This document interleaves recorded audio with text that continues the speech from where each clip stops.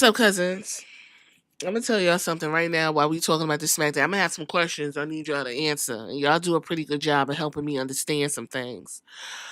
But if you don't have a pirated link to watch these shows, I feel sorry for you because ain't no motherfucking way.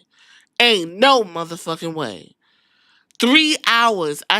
They are literally destroying SmackDown from the inside out. Anyway, SmackDown took place January 24th, 2025, down to the Moody Center in Austin, Texas. And unfortunately, Cody Rhodes decided to show up. He decided to show up, and my ass, I think, broke out in hives. It itched so bad. Joe Test wanted to give Cody Rhodes an interview. Essentially, Joe asked Cody, how you feel knowing that you're not going to be able to hold them titles until tomorrow when you have a match with Kevin Owens down to the Saturday night main events, and Cody Rhodes talking like Dora the Explorer. And what do I mean? So you know how Dora talks to the kids and then she'll pause for the kids to answer? That's how Cody Rhodes talks. It's really fucking annoying. Like, no one's kids. These are grown ass men. They got babies and wives. Like, what is the problem? He's like, okay, what we're gonna do today, we're gonna take a canoe down the river. How do you feel about that? Are you gonna have fun? That's how Cody Rhodes talks. Why is that necessary? Anyway, Cody was like, Shawn Michaels is certainly the perfect person to moderate this contract signing, if you will, tomorrow. Shawn Michaels, he knows about the Royal Rumble and he knows about ladder matches. As a company, we put the entire future into Shawn Michaels' hands with NXT. I have no problem. Why was that necessary? Why? Just say I don't got no problem with it. Then Joe Test wanted to know how he feel about this new version of Kevin Owens, and Cody Rhodes said, "Oh my God, he is a once in a lifetime superstar. He is a genius in these ropes. He is a genius in these rings." Cody is that when faced with a choice of the easy way or the hard way, 10 times out of 10, Cody chooses the way out 10 times out of 10. But that's why a ladder match is so appropriate. Okay, Joe then asks, just one last time before you meet up in Indy, what message would you like to give Kevin Owens? Y'all ready? Because this was... If I could look Kevin Owens in the eyes, what I would say, I'd tell him, yeah, Kevin, maybe I smile, maybe I shake hands, and maybe I appear to be a good guy. But because that's what I'm trying to be. But that doesn't mean when you press a button, this is drawing and painless, ceases, and this becomes a BS, and the package power driver continues. I tell Cody Rhodes not to forget that I remind that the one disease is the Roman Reigns, the ring general. I am the quarterback in form and in function, and you see yourself in the grandson of a plumber, and I will be the student of Randy Orton, because other than American Nightmare, I was never... That's what he said. A whole bunch of bullshit. DIY. Back there talking to Pretty Deadly. Why? I don't know. Just put the titles on Pretty Deadly. Does it fucking matter? No. Every time I see Johnny Gargano's face, it looks like a dick. That's it. Legado del Fantasmo showed up to stare down Pretty Deadly. Pretty Deadly is 7 feet taller than everybody in Legado del Fantasmo. Matthew McConaughey is in the crowd, visibly drunk.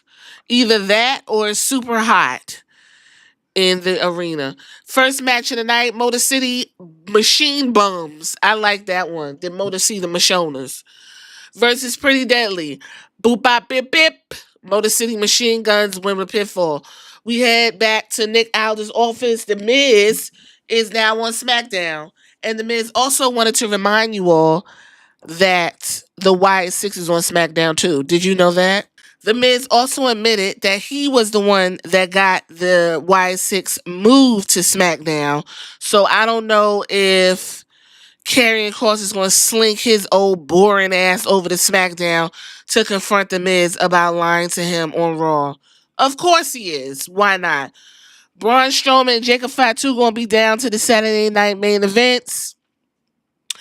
Braun Strowman said this match is going to feed families. I don't know why Braun Strowman said that, because there's only one outcome that needs to happen, and that's Jacob Fatu going over. Kevin Owens and Jimmy Uso segment. Kevin Owens. Hey, you know what I would love? Joe, he was running down Joe Test. Joe's like, can you leave me the fuck alone? Then Kevin Owens turned his sights to Matthew McConaughey just to let him know that Ohio State beat Texas for the championship. Jimmy Uso came out, told Kevin Owens he talks too much, and punched him. Then that started a brawl. Nick Aldis was talking to Carmelo Hayes. And Carmelo Hayes, for some reason, is really getting the short end of the stick around here. All this dude is trying to do is wrestle and get championships. I'm not really sure why that's a problem. Can anybody tell me? So because he's back there trying to be ambitious and advocate for himself, he's about to get kicked in the ass later on. Meechin, B-Fab, Chelsea Green, Piper Niven. Okay. Listen. Meechin came out. Why is this woman still being pushed? When I tell you, I done said so many ways about how quiet that arena is when Meechin shows up. I can't come up with nothing else. It was so quiet that you could hear an ant fart. That's how quiet it was. B-Fab gets something from the audience more than Meechin. Get B-Fab away from fucking Meechin. Get her away from fucking Meechin now. Anyway, Meechin and B-Fab win. But guess what? It's more. We'll get to it later. Carmelo Hayes was back there. And he's still kind of trying to, mix it up with Nick Aldis, trying to figure things out. So Nick Aldis said, well, here's your opponent. Of course, Carmelo Hayes turned around and it's none other than Damian Priest with his silk press. Then we get a Charlotte Flair promo. Yes, Charlotte Flair has entered the Royal Rumble because surprises are not a thing in the Paul Levesque era. Charlotte Flair looks like Cher.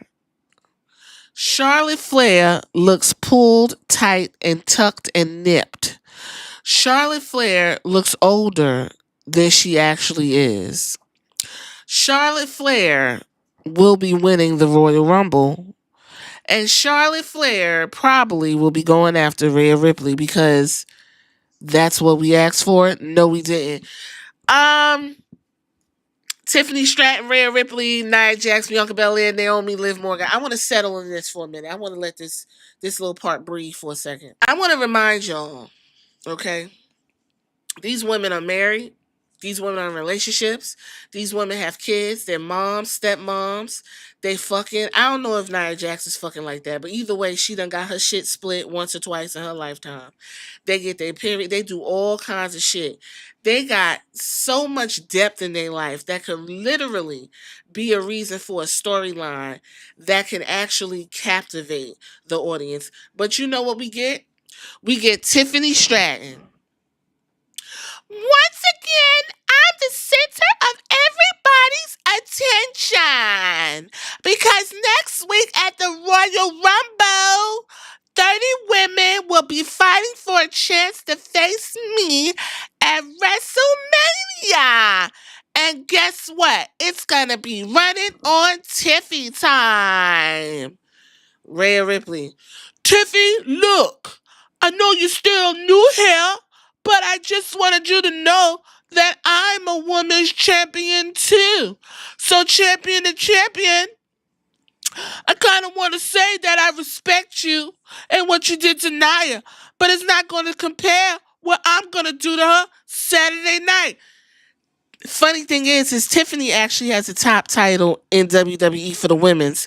Rhea Ripley's title is secondary. Did you know that? Oh, Nia Jax. Look what we have here. First of all, I don't know why I'm catching strays from you guys. I find that rude. But guess what? I'm going to beat you, Rhea Ripley. I'm still going to enter the Royal Rumble match because, Tiffany, I'm going to make the title that's rightfully mine. Then Naomi and Bianca come out to Bianca music. Hey, hey, hey. And them two look like they done smoked the fattest blunt that they could get their hands on.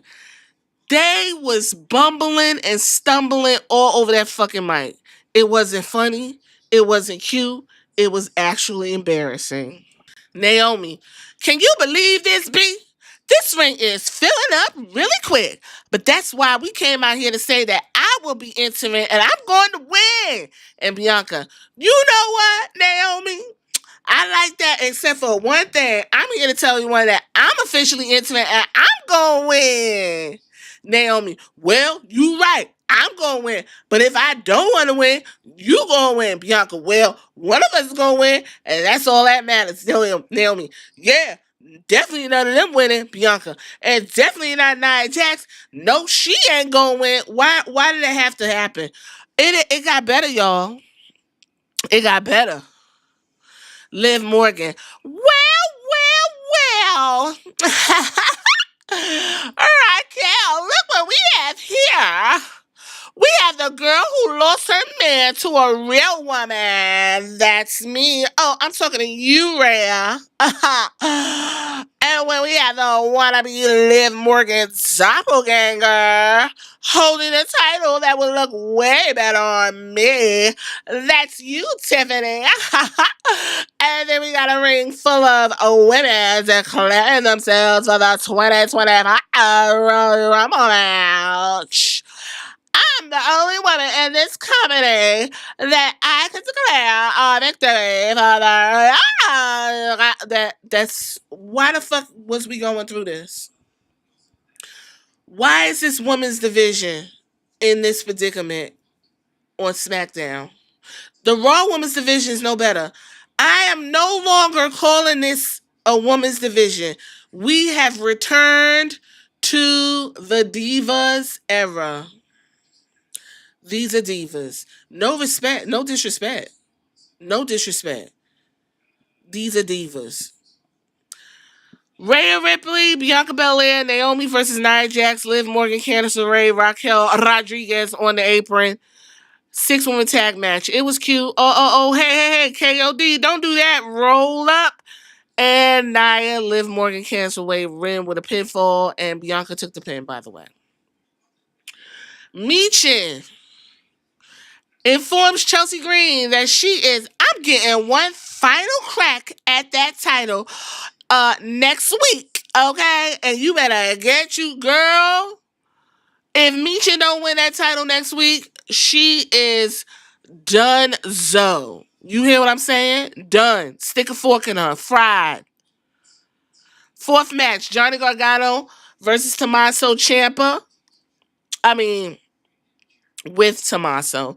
Versus Apollo Crews. Apollo Crews is working. Apollo Crews won because they was a distraction by the Motor City Machine Bombs. LA Knight promo. Yeah. LA Knight versus Tamatonga and Jacob Fatu. Jacob Fatu cut a promo. Okay? And Jacob Fatu was like, I don't know about you motherfuckers, but King Kong ain't got shit on me. I'm the alpha and the motherfucking omega around here. I'm King Kong and motherfucking, what's that dude name? Godzilla. That's what's going on. And then Tamatonga was like, yeah. Best promo of the night.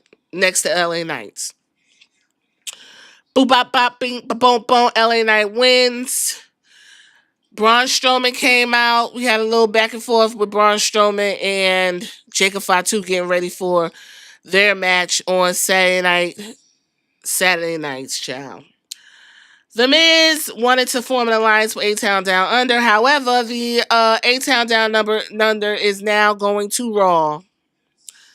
Shinsuke Nakamura cut a promo. Shinsuke, don't come to work.